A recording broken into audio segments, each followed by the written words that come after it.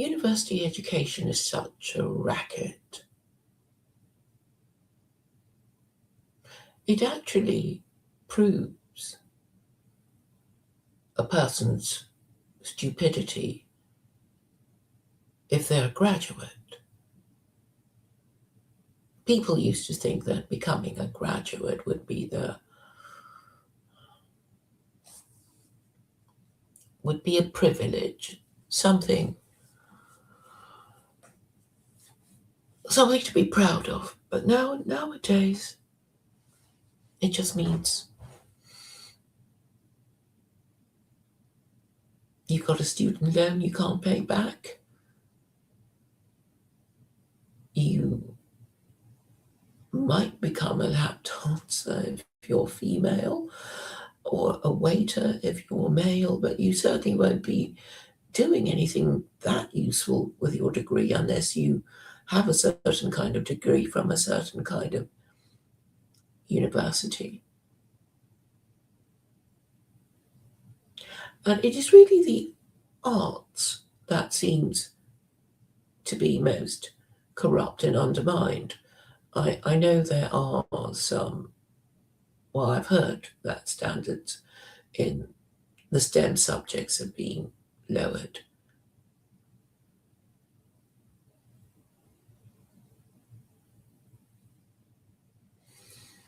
But when you talk to somebody who is supposed to be a student in philosophy, well, okay, that was a long time ago, but I don't know if he did graduate. I don't know if he was a dropout.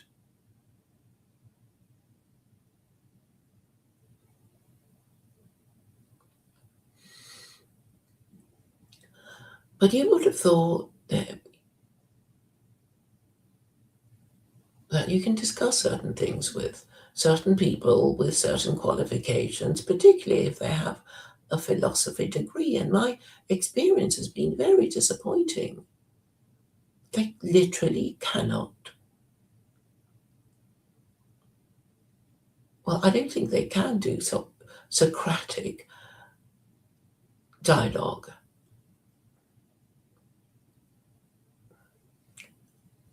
They can't ask obvious questions. They won't answer obvious questions. And then they accuse you of something. They accuse you of, well, in my case, I'm accused of being Muslim, and that was the last word. It was a sign, conclusive evidence of my evil. But how would he know?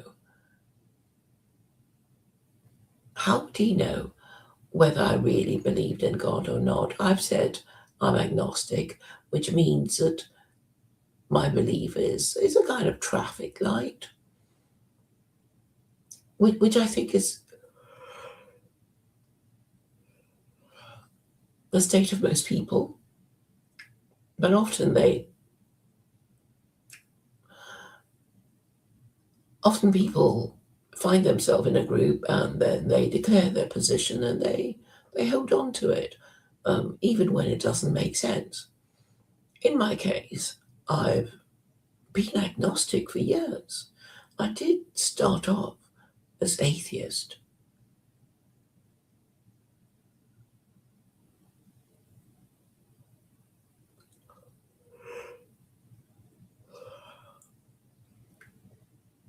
But people's views change, I know that. I talk to people who, I am thinking of a philosophy graduate who has, at different times, said he was agnostic, he was atheist, he believed in God. So people change their minds.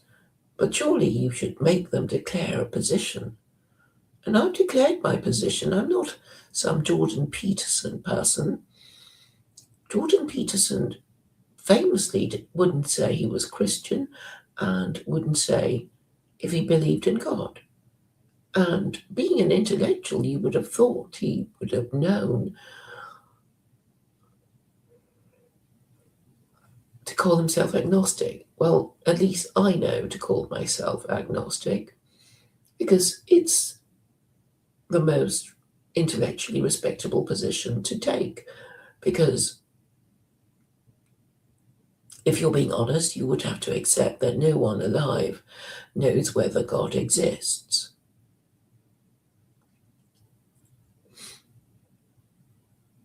And we may think we know that he definitely exists or that he definitely doesn't, but we just wouldn't be able to convince anyone around us who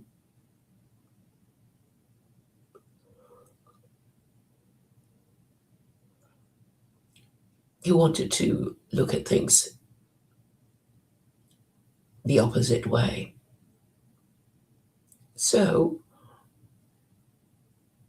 let us assume that there are people who will concede if your argument is strong enough.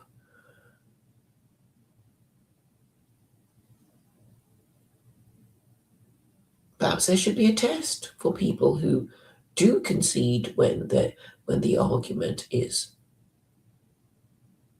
so strong that they can't deny it. When uh, when you really have no answer,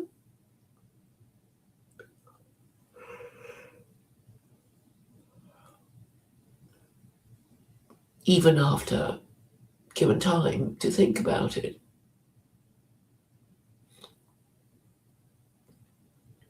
But then these people will just accuse you of being Muslim as if that was synonymous with evil.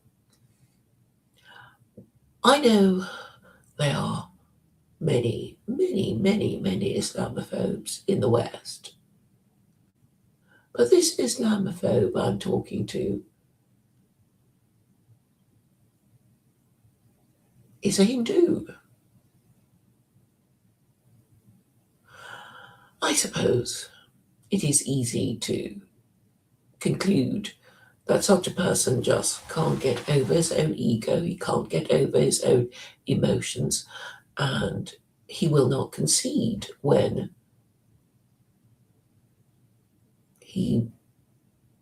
he really has no answer.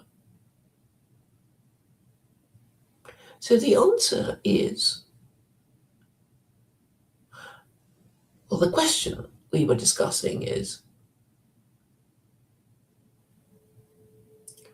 well, it has been for some years now, over 10 years, you might even say.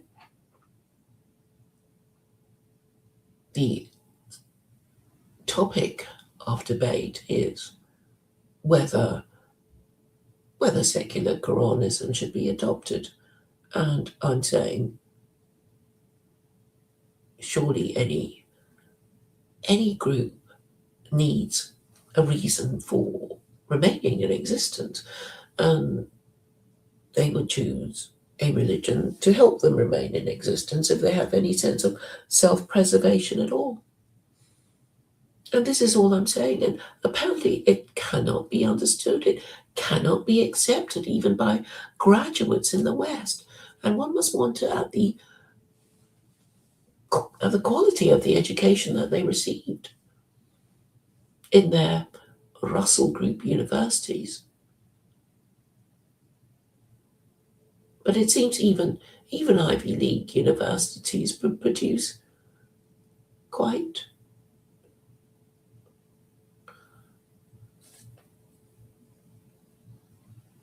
I was going to say corrupt and incompetent people who only get upset and literally cannot argue with you. I know the block button is easy, but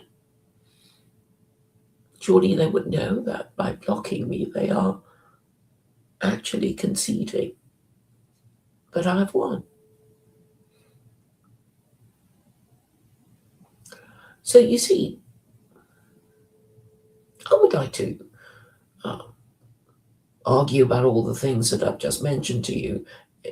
Does being Muslim mean that you are ipso facto evil and not worth talking to? I mean, obviously he thinks so because he's blocked me, but am I Muslim? That would be useful to know.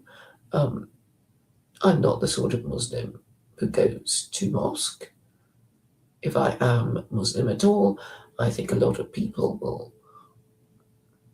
Muslims will deny my Muslim identity, although some will just assume it, and Islamophobes too.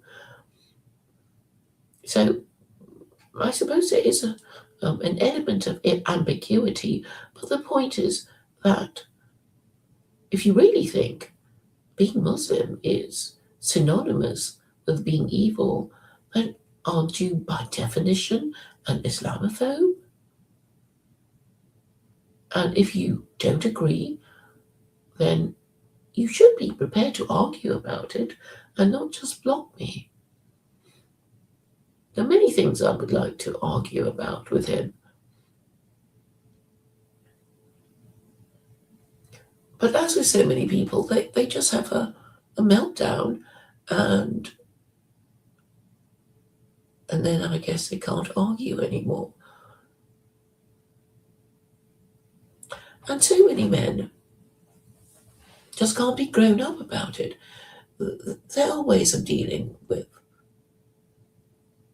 not being able to answer a question honestly, not being able to answer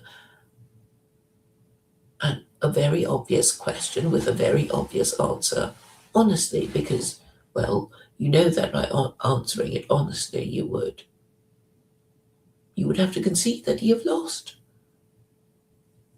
So concede that you have lost, and it would be better for you.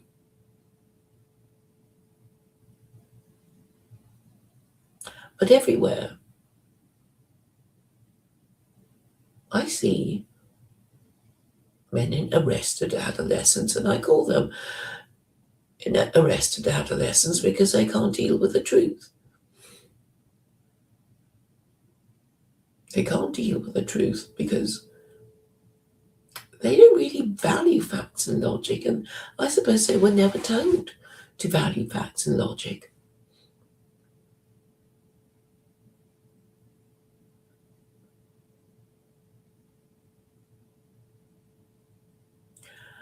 And it's sad to see these men who are, in a way, moral and intellectual cripples.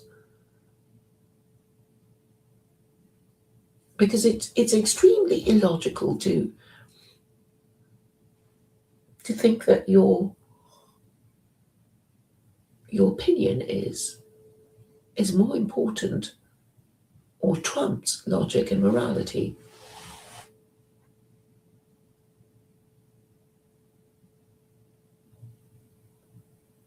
And I've noticed quite a few of them are like that. And I don't think they would be quite so bad if they had a rule-based religion.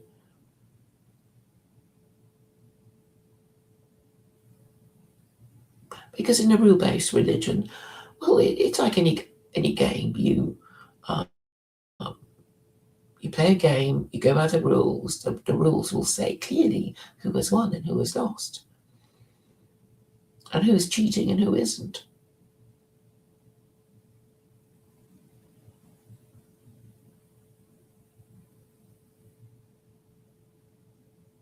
And because these people are so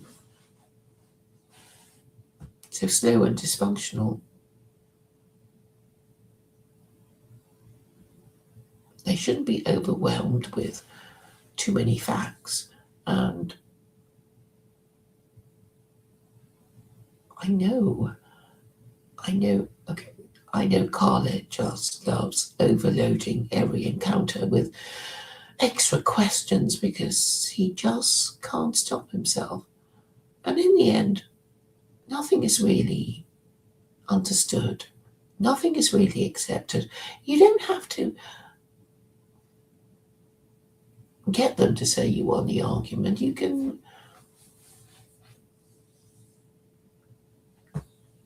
at least show that you've won the argument to at least an impartial bystander. And you can do that by, being able to say, well, I said my argument was this and was countered with this counter argument, and I won the argument by saying, whatever you said. And if you can remember this and anyone else can remember this, then at least you did win the argument and somebody agreed that you won the argument. But all I get is accusations, hatred, and denial. Is it possible that these men will one day accept that they have lost the argument? Possibly, possibly not. It depends on who on top will give the green light to make this paradigm shift of submitting to truth, logic, and morality, which is in fact a survival strategy.